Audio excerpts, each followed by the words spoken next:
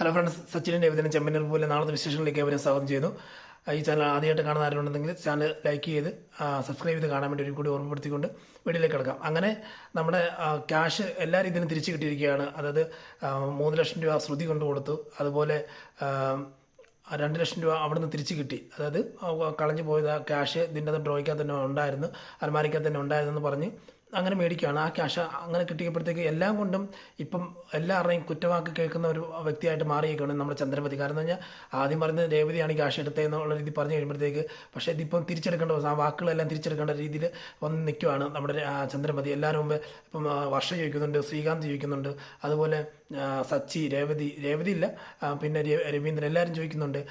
ഈ രേവതിയെ കുറ്റപ്പെടുത്തിയല്ലോ, ക്യാഷ് എടുത്തോണ്ട് ഇപ്പം ക്യാഷ് തിരിച്ചു കിട്ടിയ, അപ്പം എന്തിനാ അമ്മ അങ്ങനെ കുറ്റപ്പെടുത്തി, എന്തിനാണ് നിങ്ങൾ ഇങ്ങനെ കുറ്റപ്പെടുത്തിയേ, എന്തിനാ ചന്ദ്രമതി നീ ഇങ്ങനെ കുറ്റപ്പെടുത്തിയെന്ന് സ്വന്തം ഹസ്ബൻഡെല്ലാം ചോദിക്കുന്നുണ്ട്. അപ്പം നിങ്ങളെല്ലാം എന്നെ കുറ്റപ്പെടുത്താൻ എന്നെ കാര്യമില്ല, ഞാൻ എന്നെ കൊലയാണ് ചെയ്തേക്കുന്നത്. അത് ആ സമയത്ത് ബാമയ്ക്ക് തോന്നിയൊരു അബദ്ധമാണ്, ബാമ സംശയിച്ചതെന്ന് പറഞ്ഞപ്പോഴത്തേക്ക് സച്ചി പറയുകയാണ് അത് ബാമയ്ക്ക് തോന്നിയല്ല, ബാമാനിക്ക് തോന്നിയില്ല, നിങ്ങളായിട്ട് തോന്നിച്ചതെന്ന് ഉള്ള ഇത് എടുത്ത് പറയുന്നുണ്ട്. അങ്ങനെ പറയുന്ന സിറ്റുവേഷനിൽ നിന്ന് പിന്നെ ചോദിക്കുന്നുണ്ട്, നമ്മുടെ രവീന്ദ്രൻ ചോദിക്കുന്ന, നിന്നോടൊരു കാര്യം ചോദിക്കട്ടെ, അതിന് ഉത്തരം പറയാൻ ചോദിക്കും.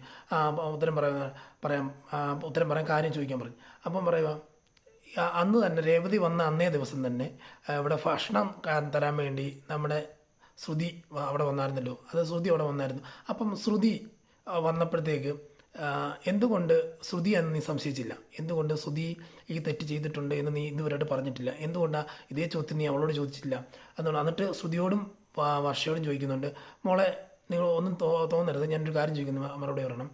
മോളെ, നിങ്ങളാണ് ഈ തെറ്റ് ചെയ്തിട്ടുണ്ടെങ്കിൽ, അല്ല നിങ്ങളെയാണ് ഈ കുറ്റപ്പെടുത്തുന്നുണ്ടെന്നുണ്ടെങ്കിൽ നിങ്ങൾ എന്ത് ചെയ്യും വർഷം എന്ന് ചോദിക്കുമ്പോൾ വർഷം പറയണേ, എന്നെ അനാവശ്യമായിട്ട് ആരെങ്കിലും എന്തെങ്കിലും പറഞ്ഞിട്ടുണ്ടോ അങ്കളെ, അത് ഞാൻ ആരാണ്, അച്ഛനാണോ അമ്മയാണോ എന്നൊന്നും നോക്കത്തൊന്നുമില്ല, ഞാൻ നല്ലത് വെച്ച് പറയും, എൻ്റെ വായത്തൊന്നെല്ലാം പറയും.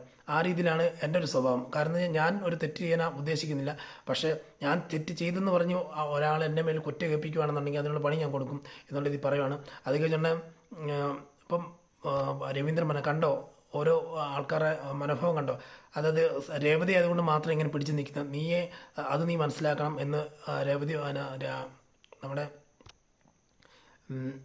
ചന്ദ്രമതിയോട് പറയുവാണ്. എന്നിട്ട് ചന്ദ്രമതിയോട് പറയുവാണ്, എന്നിട്ട് ചന്ദ്രനോട് എടുത്ത് പറയണം, നീ ഒരു കാര്യം മനസ്സിലാക്കണം, ഈ കുടുംബത്തിൽ രേവതിയെ എല്ലാവരും കുറ്റപ്പെടുത്തുമ്പോഴും അവളുടെ സപ്പോർട്ട് നിൽക്കാൻ കാര്യം പറയുമ്പോൾ അവൾ അത്ര നിഷ്കളങ്കയായിട്ടുള്ള പെണ്ണായതുകൊണ്ട് മാത്രമേ.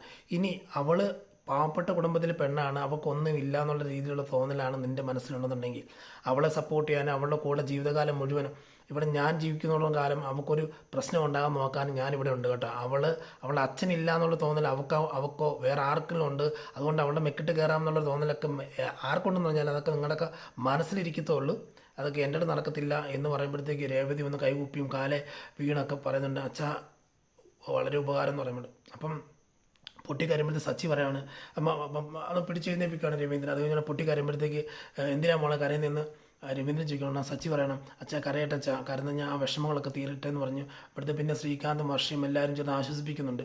അത് കഴിഞ്ഞ് ആ സീൻ അവിടുത്തെ കഴിയുമ്പോഴത്തേക്ക് തീരാറാകുമ്പോഴത്തേക്ക് ചന്ദ്രമതിക്ക് അത് വിളറി നിൽക്കുക, വിളറി നിൽക്കുക, ആരോട് എന്ത് പറയണം, അതായത് എല്ലാവരും മുമ്പ് കുറ്റവാളിയായിട്ടും ചോദിച്ച ചോദ്യത്തിനൊന്നും മറുപടി ഇല്ലാത്ത രീതിയിൽ നിൽക്കുക.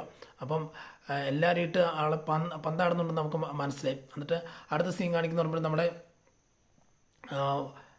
ശ്രുതിയുടെ വീടാണ് കാണിക്കുന്നത്. ശ്രുതി നാട്ടിൽ നിന്ന് സ്വന്തം അമ്മേനെയും ആദ്യ മോനെയും കൊണ്ടുവരുന്നുണ്ട്. എന്നിട്ട് വീടിൻ്റെ അടുത്ത് ഇവളുടെ വീടിൻ്റെ അടുത്ത് തന്നെ സ്വന്തം, അതായത് ചന്ദ്രോദയത്തിൻ്റെ അവിടെ തന്നെ ഈ ഭാഗത്ത് തന്നെയാണ്, പക്ഷേ അവർക്ക് കണ്ടെത്താൻ പറ്റാത്ത രീതിയിലുള്ളൊരു സിറ്റുവേഷനാണ് താമസിപ്പിക്കുന്നത്. കാരണം നാട്ടിനെക്കാട്ടും കൂടുതൽ ഇവർക്ക് എപ്പോഴും വന്ന് പോകാനുള്ളൊരു സൗകര്യത്തിൽ പെട്ടെന്ന് ഒരു സിറ്റുവേഷനിലാണ് അവർ താമസിപ്പിക്കുന്നത്. ആ വീട്ടുകാർക്കൊന്നും അത് ഓണർക്കൊന്നും അറിയത്തില്ല. ഓണറിനെ ചാക്കിലാക്കി പല രീതിയിലുള്ള കള്ളത്തരങ്ങളെല്ലാം പറഞ്ഞിട്ടാണ് എന്നിട്ട് വന്നുകൊണ്ട് തന്നെ അമ്മയോട് പറയുന്നുണ്ട്, അമ്മ ഈ വീട്ടിൽ നിന്ന് അനാവശ്യമായിട്ട് പുറത്തിറങ്ങരുത്, അയൽവാസികളോട് കൂട്ടുകൂടരുത്, പിന്നെ 8 മണിയാകുമ്പോഴത്തേക്ക് TV ഓഫാക്കി ലൈറ്റ് ഓഫാക്കി നിങ്ങൾ കിടന്നുറങ്ങണം, പിന്നെ ആദിമോൻ്റെ കൂട്ടുകാരായിട്ടുള്ള ആൾക്കാരൊക്കെ ഇവിടെ വരും, അതുകൊണ്ട് യാതൊരു രീതിയിലും ആ പിള്ളേരെ അടുപ്പിച്ചു കഴിഞ്ഞാൽ പല രീതിയിൽ പ്രശ്നങ്ങൾ ഉണ്ടാകും എന്നൊക്കെ പറയുമ്പോഴത്തേക്ക് നീ ഇതന്നെ ജയിലാണോ, ജയിലിൽ ഇതിനെക്കാട്ടും കൂടുതലായിട്ട് സ്വാതന്ത്ര്യം കിട്ടില്ല, നീ എന്താ ഇങ്ങനെയൊക്കെ വരുന്നത്, അമ്മ എൻ്റെ കുറ്റം എന്താണെന്ന് കണ്ടുപിടിക്കാൻ വേണ്ടി അവിടെ സച്ചിൻ രേവതി ഇരിക്കുക. കാരണം എന്തെങ്കിലും കണ്ടുപിടിച്ച് കഴിഞ്ഞാൽ ഈ വിഷയം കണ്ടുപിടിച്ച് കഴിഞ്ഞാൽ എനിക്ക് ആകെ വിഷമുണ്ട്. പിന്നെ ഞാൻ ആ ചന്ദ്രോദയത്തിൽ നിന്നിട്ട് യാതൊരു കാര്യമില്ല. എന്നെ ഇപ്പം പൊക്കിപ്പിടിച്ചുകൊണ്ട് നടക്കുന്നതായിട്ടുള്ള ചന്ദ്രമതി പോലും എന്നെ ചവിട്ടി പുറത്താക്കും. അതുകൊണ്ട് മാത്രമാണ് ഇങ്ങനെയെന്ന് പറയുമ്പോഴത്തേക്ക് എന്നിട്ട് ആദ്യമേ വിളിക്കും, അമ്മ ഏതാണ്ട് ഫ്ലൈറ്റ് വന്നിട്ടുണ്ട്, നമുക്ക് പോയി കാണാമെന്ന് പറഞ്ഞാൽ ഇറങ്ങി പോകുമ്പോഴത്തേക്ക് മീര കൂടെ ഉണ്ടായിരുന്നു. മീരയോട് പറയും, മോള് പറയുന്നത് ശരിയാണ്, സുതിമോള് പറയുന്നത് ശരിയാണ്. കാരണം എന്ന് കഴിഞ്ഞാൽ അവൾക്ക് പേടി കൊണ്ടാണ് ഇത്ര കാര്യങ്ങളെല്ലാം പറയുന്നതെന്ന് പറയുമ്പോഴത്തേക്ക് ശരിയെന്ന് പറയാം. അത് കഴിഞ്ഞ് ഇവർ പുറത്ത് പോയിട്ട് സാധനങ്ങളൊക്കെ മേടിച്ചിട്ട് പച്ചക്കറിയൊക്കെ മേടിച്ചുകൊണ്ട് ഓടുമ്പോഴത്തേക്ക് പറയാം, അമ്മേ ആഴ്ചയ്ക്കുള്ള പച്ചക്കറിയും കാര്യങ്ങളെല്ലാം ഉണ്ട്, പലചരക്ക് സാധനങ്ങളെല്ലാം ഉണ്ട്, പിന്നെ ഇറച്ചി മീനൊക്കെ മേടിക്കണമെന്ന് ഞാൻ ആഴ്ച ഒന്ന് വന്ന് മേടിച്ചുകൊണ്ട് വരുന്നു. ഉടനെ മീര ഒരു തമാശ പറ്റി പറയുവാണ്, എന്നാൽ പിന്നെ ഇവിടെ ആടും കോഴിയും മീനെല്ലാം ഇവിടെ തന്നെ വളർത്തത്തില്ലേ, അപ്പം പിന്നെ അമ്മയ്ക്ക് അങ്ങോട്ട് പോകണ്ടല്ലോ എന്നുള്ള രീതി ചോദിക്കുന്നുണ്ട്. അപ്പം നീ എന്നെ തമാശ പറഞ്ഞാണ്, ഈ തമാശ ഒന്നും ഇവിടെ വേണ്ട, കാരണം ഒന്നാമത്തെ കാര്യം ഞാൻ എനിക്കാണ് നിക്കക്കളി ഇല്ലാത്ത രീതി നിൽക്കുക എന്ന് പറയുവാണ്. അടുത്ത സീൻ കാണിക്കുന്ന പറയുമ്പോൾ നമ്മുടെ രവീന്ദ്രൻ ഒരു സ്കൂളിൽ ജോലിക്ക് വേണ്ടി അപ്ലൈ ചെയ്തു. അവൻ്റെ കൂട്ടുകാരൻ പറഞ്ഞിട്ട് പോയി അപ്ലൈ ആണ്. അപ്പോൾ അവിടുത്തെ സാറിനെ പോയി കാണാം. സാറേ എന്താ എന്നാൾ പറഞ്ഞിട്ട് വന്നേക്കുന്നത്, ഇരിക്കും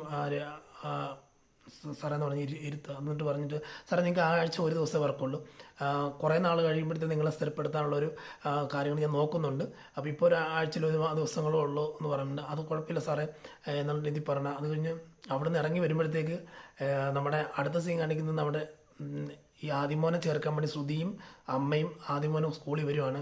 ഇവിടെ വന്നിട്ട് പറയണം, ശ്രുതി പറയണം, അമ്മ ഇവിടെ പഠിച്ചു കഴിഞ്ഞാൽ നല്ല രീതിയിൽ പഠിക്കാൻ പറ്റും, കൂടുതലായിട്ട് അവൻ്റെ കാര്യമെല്ലാം നോക്കാൻ പറ്റുമെന്ന് പറഞ്ഞ് ആദിമോൻ ശ്രുതിയോട് ചോദിക്കുകയാണ്, അമ്മേ എനിക്കും ഇപ്പം അമ്മ താമസിക്കുന്ന സ്ഥലത്തേക്ക് വരാമെന്ന് ചോദിക്കുമ്പോഴത്തേക്ക്, മോനെ അങ്ങോട്ട് ഇപ്പോൾ വരണ്ട, കുറച്ച് നാൾ കഴിയട്ടെ, ഞാനിവിടെ എന്നും നിന്നെ വന്ന് കണ്ടോളാം, പിന്നെ ആഴ്ച ഒരു ദിവസങ്ങൾ ഔട്ടിങ്ങിലൊക്കെ കൊണ്ടുപോകാം, ബീച്ചിലൊക്കെ കൊണ്ടുപോകാം എന്ന് പറയണം. ശരി അമ്മയെന്ന് പറഞ്ഞിട്ടുണ്ട്. അപ്പം അങ്ങനെ നിൽക്കുമ്പോഴത്തേക്ക് ഈ രവീന്ദ്രൻ മറു സൈഡിൽ അതേ സ്കൂളിൻ്റെ വേറൊരു ഭാഗത്തു നിന്നാണ് ഇങ്ങനെ ഫോൺ വിളിക്കുകയാണ്. അതായത്, എടാ നീ പറഞ്ഞ വർക്കിന് ഞാൻ ഇവിടെ വന്ന് കയറി, ഇന്ന ദിവസം വന്ന് ജോയിൻ ചെയ്യാനാണ് പറഞ്ഞേക്കുന്നത്, അപ്പം ഉടനെ തന്നെ ജോയിൻ ചെയ്യേണ്ട ഒരു സാഹചര്യം ഉണ്ടാവും എന്നൊക്കെ പറയുകയാണ്. ശരിയെന്ന് പറഞ്ഞിട്ടുണ്ട്. അപ്പം പിന്നെ കാണിക്കുന്ന സീൻ എന്ന് പറയുമ്പോൾ നമ്മുടെ ശ്രുതിയും, അത് ഇതിന് മുമ്പാണെന്ന് തോന്നുന്നു, ശ്രുതിയും അമ്മയും മീരയും ആദ്യമൊക്കെ വീട്ടിലിരിക്കുമ്പോഴത്തേക്ക് നമ്മുടെ സച്ചി ഇവരുടെ പഴയ വീടിൻ്റെ അവിടെ ഒരു ഓട്ടം പോകും. അപ്പോൾ ഇവരെ ഓൾറെഡി ശ്രുതിയുടെ അമ്മേനെയും ആദിമോനെയൊക്കെ അവൻ അറിയാം, വേറെ രീതിയിൽ അറിയാം. ശ്രുതിയുടെ അമ്മയാണ്, ശ്രുതിയുടെ മകനാണെന്നൊന്നും അറിയത്തില്ല, അത് ഒളിപ്പിച്ച് വെച്ചേക്കും. അപ്പം സച്ചി ഓട്ടത്തിന് പോകുമ്പോഴത്തേക്ക് അവിടെ നിന്ന് വിളിക്കും, അവിടെ ചോദിക്കും ആൾക്കാരോട്, ഈ വീട്ടിൽ താമസിച്ചുകൊണ്ടിരുന്ന ഇന്ന അമ്മയും മോനും ഉണ്ടായിരുന്നല്ലോ, വല്യമ്മയും മോനും ഉണ്ടായിരുന്നല്ലോ, അവരെന്ത് ചെയ്യുമെന്ന് ചോദിക്കും. ഉടനെ പറയും, അവർ ഇവിടുന്ന് 2 ദിവസമായിട്ടില്ല, അവർ എന്തോ വയ്യാഴികയായിട്ട് അങ്ങോട്ട് പുറത്തെങ്ങാണ്ട് പോയെന്ന് പറഞ്ഞു. അപ്പോൾ അവർ ഫോൺ വിളിക്കും. ഫോൺ വിളിച്ച് കഴിയുമ്പോൾ അപ്പോൾ പെട്ടെന്ന് ഫോൺ എടുക്കുമ്പോഴത്തേക്ക് രേവതി ശ്രുതി അടുത്തിരിപ്പുണ്ട്. ശ്രുതി അടുത്തിരുന്നിട്ട് ശ്രുതി പറഞ്ഞിട്ട് ആരെന്ന് ചോദിക്കുമ്പോഴത്തേക്ക് ഇന്ന പോലെ നമ്മുടെ സച്ചിയാണ് വിളിക്കുന്നതെന്ന് പറയാം. സച്ചി എന്തിനാ അമ്മയുടെ ഫോണിൽ വിളിക്കുന്നത്? അല്ല, അവിടെ വെച്ചുള്ള പരിചയ കാര്യങ്ങൾ അമ്മ ഫോൺ എടുത്തിട്ട് ഞാൻ പറയുന്ന പോലെ പറയണമെന്നുള്ളത് പറഞ്ഞു. ശരിയെന്ന് പറഞ്ഞു. അപ്പോൾ സച്ചി സംസാരിക്കുമ്പോൾ അമ്മ എവിടെയാണ് എന്ന് ചോദിക്കുമ്പോൾ, നമ്മുടെ വീടിൻ്റെ അടുത്ത് ഞാനൊരു ഓട്ടോ ആയിട്ട് വന്നിട്ടുണ്ടോ എന്ന് പറയുമ്പോഴത്തേക്ക് പെട്ടെന്ന് പേടിക്കും. എന്നിട്ട് നേരെ പോയി പുറത്ത് നോക്കുമ്പോഴത്തേക്കും ആ വീട്ടിൻ്റെ പുറത്തല്ല, അപ്പോൾ പഴയ വീടിൻ്റെ പുറത്ത് വന്ന് നിൽക്കുകയാണ്. എന്താ മോനെ കാര്യം എന്ന് ചോദിക്കുമ്പോഴത്തേക്ക്, ഇല്ലമ്മ ഞാനിവിടെ ഒരു ഓട്ടം വന്നാണ്, അപ്പം ഇപ്പോൾ ഓട്ടം വന്നിട്ട് പോകുമ്പോഴത്തേക്ക് ആദ്യമോനെ അമ്മേനെ ഒന്ന് കണ്ടിട്ട് പോകാലോ ഒന്ന് ഓർത്താണെന്ന് പറയാം. ഉടനെ ശ്രുതി അടുത്തുനിന്ന് ഓരോ കാര്യം പറഞ്ഞു കൊടുക്കണം. ശ്രുതി പറയുക, അമ്മ പറയണേ, മോനെ എടാ നീ എന്നെ അല്ല സച്ചി ഇനിയിപ്പം ഞങ്ങളോട് കോൺടാക്ട് ചെയ്യരുത്, അന്നേ ഞാൻ പറഞ്ഞിട്ടുള്ളതല്ലേ കോൺടാക്ട് ചെയ്യേണ്ട വേണ്ടെന്ന് പറയുന്നത്. അതല്ലേ അമ്മ ആദിമോനെയൊക്കെ ഒന്ന് കണ്ടിട്ട് പോലെ വേണ്ട, നിങ്ങൾക്ക് നീയായിട്ടുള്ള ഞങ്ങളുമായിട്ടുള്ള യാതൊരു സംസ്കാരവും നിങ്ങൾക്ക് വേണ്ട, നിങ്ങൾ വേറെ രീതിയിൽ നിങ്ങൾ ജീവിക്കും, നിങ്ങൾ ഉദ്ദേശിക്കുന്ന പോലെ ഞാൻ അന്നേ പറഞ്ഞിട്ടില്ലേ ഇന്ന് വേണ്ട വിളിയും പറിച്ചൊന്നും വേണ്ടെന്ന് പറഞ്ഞു കഴിഞ്ഞാൽ എനിക്കത് ഇഷ്ടമല്ല.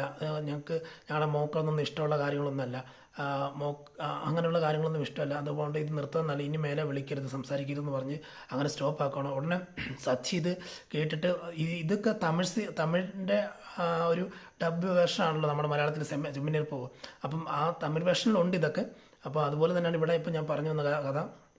സച്ചി ആകെ ഒരു വിഷമത്തിൽ നിൽക്കുകയാണ്. ഞാനെന്ത് ഇത് ഇത്രയും പറഞ്ഞു കൊടുത്തിട്ട് എന്താ അവരതൊന്നും തന്നെ മനസ്സിലാകാത്ത, അവർക്കെന്താ നമ്മളത്ര സ്നേഹം കൊടുത്ത, നമ്മൾ വേറെ ഒന്നും പറയുന്നില്ലല്ലോ, അവരെ സ്നേഹിക്കുന്നുള്ള, ആ കൊച്ചിനെ സ്നേഹിക്കുക, ആ കൊച്ചിനെ കാണണം, അമ്മേനെ കാണണം എന്നൊക്കെ ആഗ്രഹിച്ചിട്ട് അവരെന്തായെന്ന് പറയുന്നുള്ളൂ. അതായത് സച്ചി എടുത്ത് ചോദിക്കുന്നുണ്ടായിരുന്നു അവിടുത്തെ അമ്മ, ഇപ്പം നിങ്ങൾ താമസിക്കുന്ന വീടിൻ്റെ അവിടെ, അതായത് ഇവർ പറയുന്നുണ്ട് ഞങ്ങൾ ആ വീടിൻ്റെ അവിടെ നിന്ന് മാറി ഞങ്ങൾ വേറെ അടുത്ത സ്ഥലത്ത്, അമ്മ ആ വീടിൻ്റെ അഡ്രസ്സ് അയക്കുക, അല്ലെങ്കിൽ ആ വീട് പറഞ്ഞ് ഞാൻ എവിടെ നിന്ന് വന്ന് കാണാമെന്ന് പറയുമ്പോഴത്തേക്ക് എന്തിനും സമ്മതിക്കുന്നില്ല.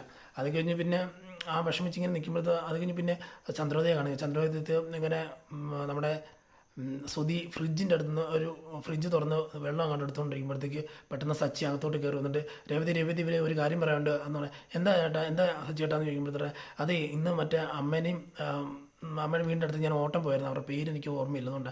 അമ്മയുടെ വീടിൻ്റെ അടുത്ത് ഒരു ഓട്ടം പോയിരുന്നു. ഓട്ടം പോയപ്പോഴത്തേക്ക് ഞാൻ കണ്ടതാണ് ആ വീട്ടിൽ ആരും ഒന്നും ഇല്ലെന്ന് കണ്ടതാണ്. പക്ഷേ ഞാൻ അവരെ വിളിച്ചപ്പോഴത്തേക്ക് അവർക്ക് നമ്മളോട് സംസാരിക്കാനും കൂട്ടുകൂടാനും ഇപ്പം ഒരു ഭയങ്കര ബുദ്ധിമുട്ട്. ആദ്യം അങ്ങനെ കുഴപ്പമൊന്നുമില്ലായിരുന്നു. ഇപ്പം പക്ഷേ ഇപ്പം വന്ന് അവർക്ക് നമ്മളോട് കൂട്ടുകൂടാനോ അല്ലെങ്കിൽ നമ്മുടെ കാര്യങ്ങളൊന്നും അന്വേഷിക്കാനോ അല്ലെങ്കിൽ നമ്മൾ അന്വേഷിച്ചാൽ തന്നെ അവർ കറക്റ്റായിട്ട് മറുപടി പറയാനില്ല. അവരിപ്പം പറയാൻ കാണണ്ട, സംസാരിക്കേണ്ട, ഇപ്പോൾ അവർ വേറെ എവിടെയാണ് താമസമുണ്ട്, ആ താമസമുള്ള സ്ഥലം ഏതാണെന്ന് പോലും പറയാൻ ബുദ്ധിമുട്ടെന്ന് പറഞ്ഞാൽ രേവതി പറയുന്നുണ്ട്. അത് കഴിഞ്ഞ പ്രാവശ്യം അങ്ങനെ ഉണ്ടായിരുന്നു. ആദ്യമൊക്കെ അങ്ങനെ അല്ലായിരുന്നു, പക്ഷേ കഴിഞ്ഞ പ്രാവശ്യം അങ്ങനെയായിരുന്നു. ഇതിൻ്റെ അകത്ത് എന്തോ ഒരു കളി നടക്കുന്നുണ്ട്. കാരണം ഒന്നേ അവർക്ക് നമ്മളെ ഇഷ്ടപ്പെടുന്നില്ല, അത് ഇഷ്ടപ്പെടാതിരിക്കാൻ ചാൻസ് ഒന്നുമില്ല. പക്ഷേ ഇത് നമ്മൾ അവർക്ക് മിണ്ടുന്നത് പറയുന്നത് വേറെ ആർക്കും ഇഷ്ടപ്പെടുന്നില്ല എന്ന് പറയുന്നുണ്ട്.